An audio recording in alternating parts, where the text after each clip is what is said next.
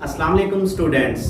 Second year physics में आज हम पढ़ने जा रहे हैं इलेक्ट्रिक फ्लक्स। इलेक्ट्रिक फ्लक्स आगे चल के हम गॉसेस लॉ जो मेन आर्टिकल्स हैं उसकी फिर एप्लीकेशंस हैं। तो इलेक्ट्रिक फ्लक्स का कॉन्सेप्ट आपने क्लियर करना है कि इलेक्ट्रिक फ्लक्स क्या चीज़ है। तो हम फ्लक्स से ही शुरू करेंगे। फ्लक्स क्या है स्टूडेंट? फ्लक्स एक लैटिन वर्ड है, it is A Latin word और फ्लक्स के लफ्जी मतलब होते हैं फ्लो। फ्लक्स मींस फ्लो, किसी भी चीज का बहाव। इलेक्ट्रिक फ्लक्स क्या है? से मेरे पास यहां पे एक यूनिट पॉजिटिव चार्ज है और यूनिट पॉजिटिव चार्ज की वजह से ये कुछ लाइंस हैं जिनको हम इलेक्ट्रिक फील्ड लाइंस कहते हैं। इस तरह से हैं, ये देखिए इस तरह की कुछ इलेक्ट्रिक फील्ड लाइंस हैं।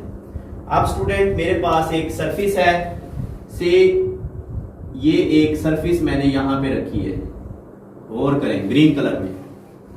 तो अगर आप इसके अंदर से देखें टोटल कितनी इलेक्ट्रिक फील्ड लाइंस हैं जो इसके अंदर से पास हो रही हैं, तो क्लियर नजर आ रहा है इसके अंदर से दो इलेक्ट्रिक फील्ड लाइंस पास हो रही हैं। तो यहां पे जो इलेक्ट्रिक फ्लक्स है वो कितना है?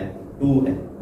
अगर एक सरफेस मैं यहां पे रख दूं, ये एक सरफेस है लाइक दिस, गौर करें रेड कलर में। अब इस सरफेस के अंदर से अगर मैं देखूं टोटल इलेक्ट्रिक फील्ड लाइंस कितनी पास हो रही हैं, तो 1 2 3 एंड 4, यहां पे 4 इलेक्ट्रिक फील्ड लाइंस पास हो रही हैं। तो यहां पे फ्लक्स कितना होगा? 4 होगा। फ्लक्स को हम लैटिन वर्ड फाई से ज़ाहिर करते हैं, ये देखें इसको हम बोलेंगे फाई। और हम डेफिनेशन करेंगे number of electric field lines passing from unit area kept perpendicular is called electric flux. Definition number of electric field lines passing from a unit area के अंदर से कितनी लाइनें पास हो रही हैं is called electric flux. It is denoted by this symbol. ये symbol आपके सामने है, फाई से इसको ज़ाहिर किया जाता है। इसकी जो दूसरी डेफिनेशन है, अनदर डेफिनेशन, वो है कि इलेक्ट्रिक फ्लक्स यानी फाई बराबर होता है electric intensity E dot area vector A। तो ये इसकी इससे भी आसान डेफिनेशन है कि dot product of electric intensity E and area vector A is called electric flux. Electric flux को हम फाई E से जाहिर कर रहे हैं।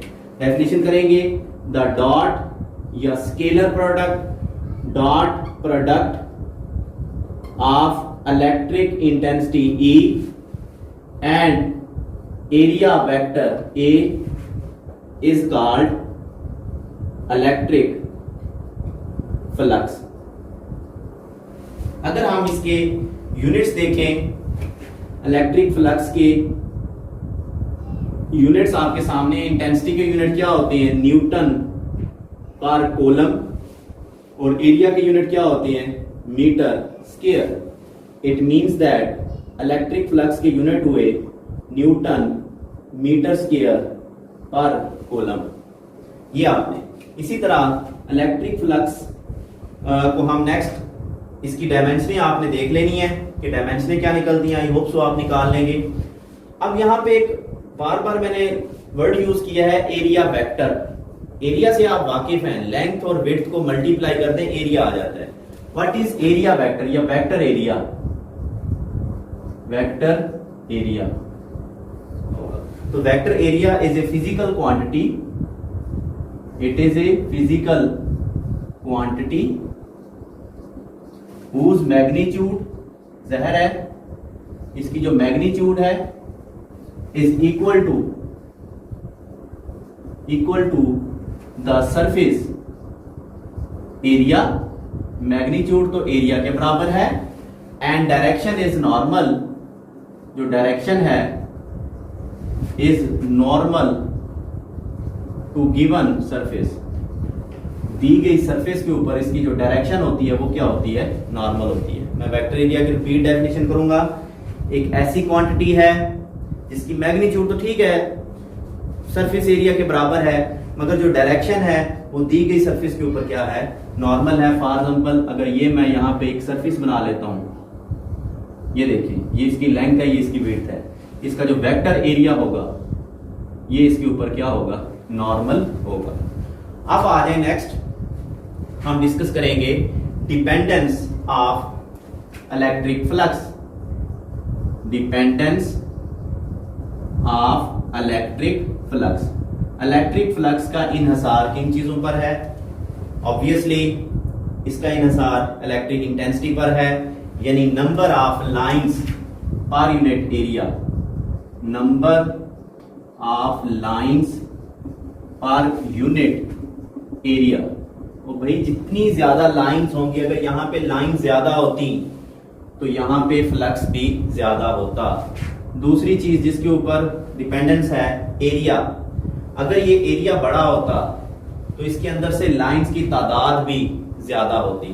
तो number of lines, sorry, area of given surface, जितना ज्यादा एरिया ए उतनी ही ज्यादा नंबर ऑफ लाइंस।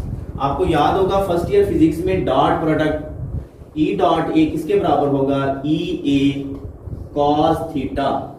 ये आप लोग पढ़ के आए हैं। जिस तरह A dot B, A B cos theta होता था। तो थीटा का मतलब है एंगल या ओरिएंटेशन। तो तीसरी चीज जिसके ऊपर फ्लक्स डिपेंडेंट है दैट इज एंगल या ओरिएंटेशन ऑफ एरिया। अब हम इसके स्पेशल केसेस पढ़ेंगे। स्पेशल केसेस, स्पेशल केसेस यूं समझ लें कि ज्यादा से ज्यादा फ्लक्स कब होगा, कम से कम फ्लक्स कब होगा। तो मैं पहले आपको पढ़ा रहा हूं maximum flux. Maximum flux, maximum flux कब होगा? मेरे पास स्टूडेंट ये देखें, ये एक वेक्टर एरिया है, ये इस तरह से पड़ा है, कोई भी वेक्टर एरिया, कोई भी एरिया सरफेस है, और ये इलेक्ट्रिक फील्ड लाइंस हैं जो इस तरह से आ रही हैं। ये देखिए, ये इलेक्ट्रिक फील्ड लाइंस। अब जितनी लाइंस आएंगी सारी की सारी सरफेस के अंदर से पास होंगी। इट मींस दैट हमारे पास ज्यादा से ज्यादा लाइनें इसके अंदर से पास हो रही हैं। मैंने एरिया जो है ना परपेंडिकुलर रखा हुआ है, तो इस सूरत में फ्लक्स क्या होगा, मैक्सिमम होगा। देखो आपको भी समझाया है, ये एक सरफेस थी, इसका जो वेक्टर एरिया है वो इस तरफ होगा, ये वेक्टर एरिया की डायरेक्शन है, और ये क्या है, इलेक्ट्रिक इंटेंसिटी ई की डायरेक्शन है। दोनों एक दूसरे के पैरेलल हैं। अगर ये मेरा हाथ एक एरिया है, अगर मैं इसको हाथ को यूं रखूंगा तो मेरे हाथ के ऊपर जो वेक्टर एरिया बनेगा वो आगे की जानिब बनेगा। अब दोनों आपस में पैरेलल हैं, वेक्टर एरिया और ई, तो फ्लक्स क्या होगा, मैक्सिमम। तो flux will be maximum, electric flux will have the maximum value if, कब, if electric intensity E and area vector A are parallel to each other. आपको फिग में भी नजर आ रहा है कि वो एक दूसरे के जैसे ही पैरेलल हुए हैं, लाइंस की तादाद मैक्सिमम है। यहां से क्लियर नहीं हो रहा, छोड़ें, ये फार्मूला लें। इलेक्ट्रिक फ्लक्स स्टूडेंट किसके बराबर है, ई ए कॉस थीटा। क्योंकि ये दोनों एक दूसरे के पैरेलल हैं, सो थीटा हमारे पास हो जाएगा 0 डिग्री। तो हमारे पास flux is equal to E A cos 0। Cos 0 की वैल्यू 1 होती है। तो मेरे पास electric flux maximum value flux की is equal to E A into 1, ये बराबर है ई ए। तो ये हमारे पास मैक्सिमम फ्लक्स आ चुका है। नेक्स्ट हेडिंग देंगे minimum flux. Minimum electric flux. Student flux minimum कब होगा? देखें, अगर मेरे पास ये एक वेक्टर एरिया है, एक सरफेस है लाइक दिस, और यहां से इलेक्ट्रिक फील्ड लाइंस आ रही हैं, ये देखिए ये इलेक्ट्रिक फील्ड लाइंस हैं। अब चूंकि ये सरफेस जो है पैरेलल हमने रख दी है और वेक्टर एरिया, अगर फॉर एग्जांपल ये मैं इस डस्टर को एग्जांपल बनाऊंगा, ये डस्टर मैंने यहाँ इलेक्ट्रिक फील्ड लाइंस में इस तरह से रख दिया है, लाइक दिस, ये यूं समझें। अब इस डस्टर के अंदर से कोई लाइन पास नहीं हो रही। अगर मैं इस डस्टर को यूं रखता तो इसके अंदर से ज्यादा लाइनें पास होती तो फ्लक्स होता मैक्सिमम। अगर हम यूं रखते हैं तो फ्लक्स क्या होगा, मिनिमम। तो अब आपके सामने है इसका जो वेक्टर एरिया है वो नॉर्मल टू सरफेस ऊपर की तरफ है, जैसे ये मैंने बनाया था, और इसकी जो इलेक्ट्रिक इंटेंसिटी ई है, इलेक्ट्रिक फील्ड लाइंस की डायरेक्शन है, वो आपके सामने है। अब एंगल कितना बनेगा यहाँ पे 90 डिग्री। तो यही मिनिमम फ्लक्स है। The flux will be minimum when electric intensity E and area vector A are perpendicular to each other. वो एक दूसरे के क्या हैं, परपेंडिकुलर हैं। Electric flux will be minimum when E and A are perpendicular। इस सूरत में इलेक्ट्रिक फ्लक्स जो कि मिनिमम है वो बराबर होगा, फार्मूला वही है, E A cos थीटा ये बराबर हो जाएगा E A cos 90। cos 90 की वैल्यू 0 होती है, तो मेरे पास electric flux is equal to 0। आपको 2 MCQ मिल चुके हैं कि अगर वेक्टर एरिया पैरेलल है मैक्सिमम है होगा फ्लक्स, अगर वेक्टर एरिया परपेंडिकुलर है तो फ्लक्स क्या हो जाएगा, मिनिमम। अब आ जाए फॉर ए सर्टेन एंगल।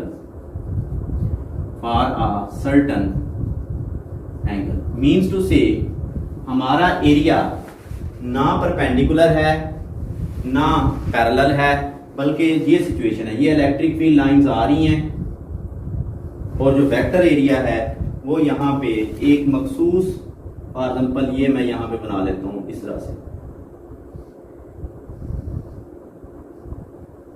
ये इस तरह से वेक्टर एरिया एक मखसूस एंगल पे पड़ा है। अब फ्लक्स कितना होगा, ये चूंकि ये इस तरह से यूं समझें, यहाँ पे ये इस तरह से एरिया पड़ा है तिरछा। अब इसका जो वेक्टर एरिया होगा वो इस तरफ होगा, ये है वेक्टर एरिया, और जो इंटेंसिटी होगी इलेक्ट्रिक इंटेंसिटी ई वो इस तरफ होगी, आपके सामने है। दोनों के दरमियान जो एंगल बन रहा है, मान लो वो एंगल कितना है, थीटा। तो इस सूरत में electric flux will be E A cos theta. हम क्या करेंगे, हम ये एंगल मेजर करेंगे, ये एंगल कितना है between area vector and intensity ई। जैसे ही हम एंगल मेजर कर लेंगे, हम जो है ना इन वैल्यूज को पुट करके इलेक्ट्रिक फ्लक्स मालूम कर सकते हैं। तो किसी भी एंगल के ऊपर ये तरीकाकार है जो हम फ्लक्स को कैलकुलेट करने के लिए इस्तेमाल करते हैं। और याद रखना, मैंने वेक्टर एरिया की डेफिनेशन बताई है, जो वेक्टर एरिया ए होगा वो बराबर होगा A into n unit vector, क्योंकि वेक्टर में 2 चीजें होती हैं, मैग्नीट्यूड और डायरेक्शन। एरिया वेक्टर की मैग्नीट्यूड तो सरफेस एरिया के बराबर होगी, डायरेक्शन किधर होगी, नॉर्मल टू सरफेस। हमने फ्लक्स पढ़ा है, फ्लक्स मींस फ्लो। हमने फ्लक्स की डेफिनेशन पढ़ी है, the number of electric field lines greater the number of lines greater will be the flux. दूसरी definition, dot product of E and A is called flux. Unit dimension निकाल लेंगे, vector area पता होना चाहिए, dependence आपको आनी चाहिए, short question आ सकता है। मैक्सिमम फ्लक्स जब ज्यादा लाइनें गुजरेंगी, मिनिमम फ्लक्स जब कम लाइनें गुजरेंगी। अगर वो ना मैक्सिमम है ना मिनिमम है, कोई सर्टेन एंगल है, तो फ्लक्स का फार्मूला क्या होगा। नेक्स्ट हम फ्लक्स से रिलेटेड नेक्स्ट आर्टिकल पढ़ेंगे। अपना ख्याल रखिएगा। अल्लाह हाफिज।